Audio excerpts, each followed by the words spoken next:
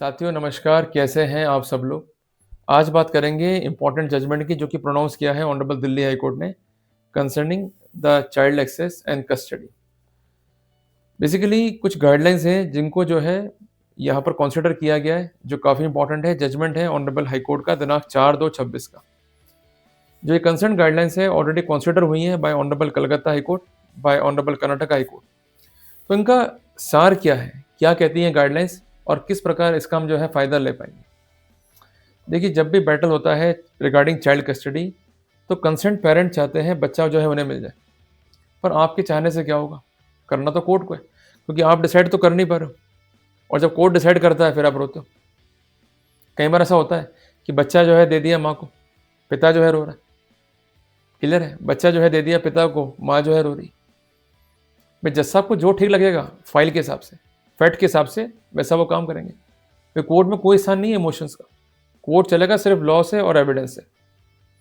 तो बेसिकली ऐसा हम क्या करें कि हमारे इमोशनल पर्सपेक्टिव भी अफेक्ट ना हो और जो कानून है उसकी भी जो है पालना हो जाए सुनिश्चित। उस कॉन्टेक्स्ट में गाइडलाइंस जो है काफ़ी इंपॉर्टेंट है। 4 से 5 प्रिंसिपल है, उसको समझ लिया तो हमें काफ़ी जो है फ़ायदा होने वाला है। ये हमें एक नई दिशा जो है देने वाला है। इसका पहला नियम ये कहता है कि जब भी केस फाइल होगा रिगार्डिंग द गार्जियनशिप, ये फाइल कहाँ होगा, before the family court. Simple सी बात है, इसमें कोई नई बात तो है नहीं। दूसरी बात यह है कि अगर किसी एक पक्षकार के पास में बच्चे का कस्टडी है और दूसरे पक्षकार को अधिकार नहीं दिया जा रहा बच्चे से मिलने का, तो बेसिकली हम कंसर्न पक्षकार के राइट्स से खिलवाड़ कर रहे हैं।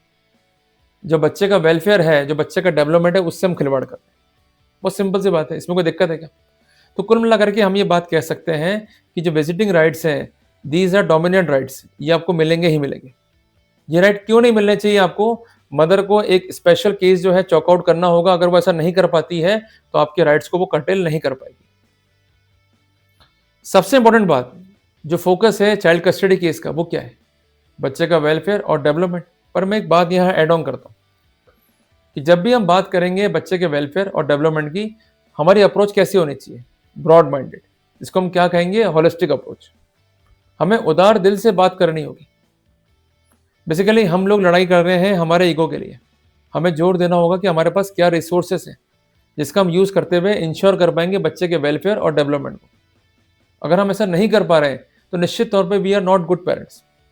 हम लोग अपना ईगो साबित तो कर देंगे, बच्चा या तो मिलेगा माँ को या मिलेगा पिता को, पर वास्तव में क्या वो सही न्याय हुआ है क्या। आप जरा खुद सोचिए।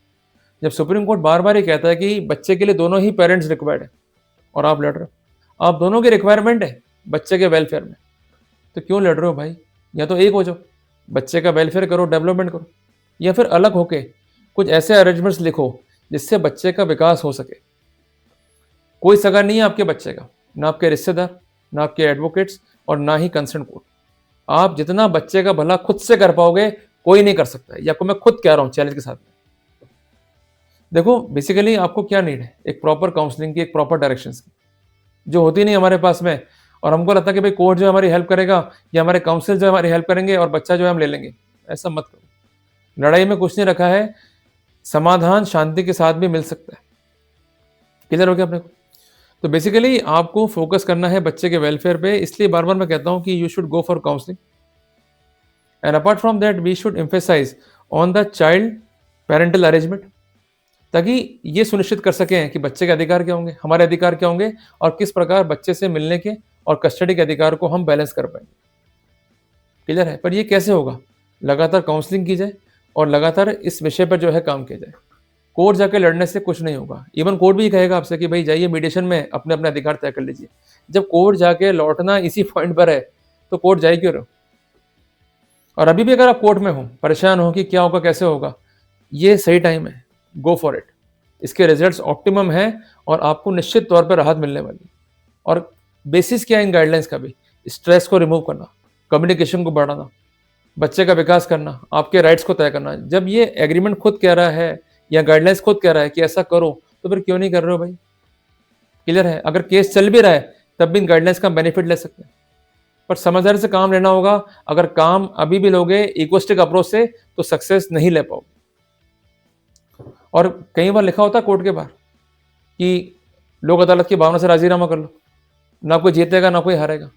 तो बच्चा हमारे सामने है, बच्चे के हित में राजीनामा कर लो। अगर आप जीत गए या आप हार गए, पर बच्चा हमेशा ही लूजर होगा। पर आप दोनों ने काम कर लिया काउंसलिंग पे, आप दोनों ने काम कर लिया पेरेंटल अरेंजमेंट पे, तो बच्चा वहां जीत जाएगा और बच्चे को जिताना ही हमारा अंतिम उद्देश्य है। क्लियर है? हमें जोर देना है बच्चे के एजुकेशन पे, बच्चे के फाइनेंशियल रिसोर्सेज पे, और जो हमारे पास रिसोर्सेज हैं उसका हम कैसे यूज करें बेहतर तरीके से टू डेवलप द चाइल्ड, इस पर आपको जोर देना है, ये आपको होना चाहिए फोकस। क्लियर है बातें? इसके अलावा जो भी आपके राइट्स से होंगे उन्हें कैसे जो है इन्फोर्स किया जाएगा, ये भी आपको तय करना है कि बच्चे से कब मिलना है वीकली, कब मिलना है मंथली, और कब मिलना है महीने में 2 बार, और कैसे मिलना है बच्चे से ताकि बच्चे का सोशल, फिजिकल, साइकोलॉजिकल डेवलपमेंट जो है हो सके। जब करना ही सब कुछ आपको है तो फिर दिक्कत क्या रही। और कई बार आप देखना कि अगर आप जाते हो हाई कोर्ट में regarding a case of child custody, वो किसी भी फॉर्म में हो सकता है, इवन कोर्ट भी कहेगा भाई गो फॉर अ मीडिएशन, वहां बैठेगा मीडिएटर, बात करेगा राजीनामे की, फिर वहां पक्षकार पॉइंट तय करते हैं। अरे जो काम आप कोर्ट से बाहर बैठ के भी कर सकते हो और उसके लिए कोर्ट जाकर वापस कोर्ट के थ्रू वहीं पहुंच रहे हो, लगता है समझदारी करी आपने, आपने अपना टाइम, मनी, रिसोर्सेज सब वेस्ट कर दिया। तो ये जो रिसोर्स आप वेस्ट कर रहे हो ये बच्चे काम में आ सकता है।